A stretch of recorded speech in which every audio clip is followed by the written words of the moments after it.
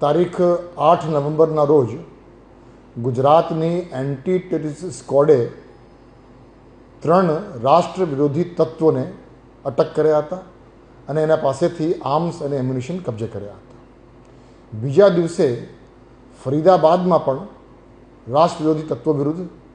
કાયદેસરની કાર્યવાહી કરવામાં આવી અને એ જ દિવસે દિલ્હીમાં એક બોમ્બ બ્લાસ્ટ પણ થઈ હતી. આ સમગ્ર બાબતને ધ્યાનમાં રાખી ગુજરાત પોલીસને સતર્ક કરવામાં આવ્યું અને એક વિડીયો કોન્ફરન્સના માધ્યમથી ગુજરાત રાજ્યના તમામ પોલીસ સ્ટેશનોને સૂચના આપવામાં આવી કે છેલ્લા 30 વર્ષમાં ગુજરાતના વિવિધ પોલીસ સ્ટેશનોમાં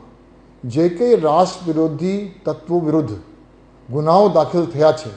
એવા તમામ લોકોની ચેકિંગ તાત્કાલિક ચાલુ કરવામાં આવે અને એ પ્રક્રિયા સ્થાનિક પોલીસ સ્ટેશન તરફથી કરવામાં આવી રહી છે. આજે દરેક પોલીસ સ્ટેશનને ફરીથી તાકીદ કરવામાં આવી છે અને સખ્ત સૂચના આપવામાં આવી છે કે આ જે સંપૂર્ણ કામગીરી છે ચેકિંગની, વેરિફિકેશનની, આવતા 100 કલાકમાં એ પ્રક્રિયા પૂર્ણ કરવામાં આવે. ગુજરાત રાજ્યમાં છેલ્લા 30 વર્ષમાં જે કોઈ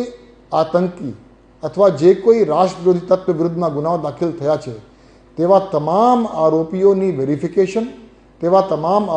વેરિફિકેશન થયા પછી ડોઝિયર તૈયાર કરવા માટે આવતા 100 કલાકમાં આ કામગીરી પૂર્ણ કરવા દરેક પોલીસ સ્ટેશનોને સૂચના આપવામાં આવી છે.